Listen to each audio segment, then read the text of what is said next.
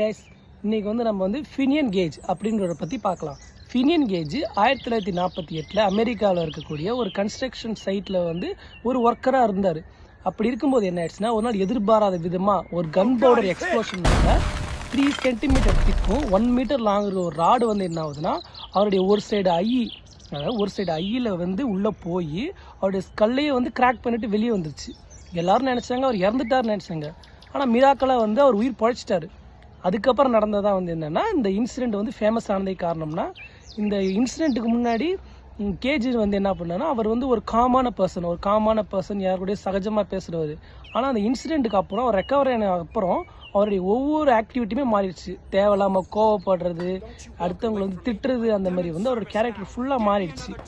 இந்த கேஸ் தெரிஞ்சு இதில் இன்ட்ரெஸ்ட் கொண்ட சயின்டிஸ்ட் என்ன பண்ணாங்கன்னா, இதை விசாரிக்கும் போது தான் என்ன ஆயிடுச்சுன்னா, அவங்களுக்கு ஒரு விஷயம் தெரிஞ்சுது. அதாவது என்னன்னா, நம்ம பிரெயினோட ஃப்ரான்டல் லோப் அதுதான் நம்மளுடைய பர்சனாலிட்டி, மற்ற எல்லா விஷயங்களும் திங்கிங் அந்த மாதிரி விஷயங்கள்லாம் கண்ட்ரோல் பண்ணுதுன்னு கண்டுபிடிச்சிருக்காங்க.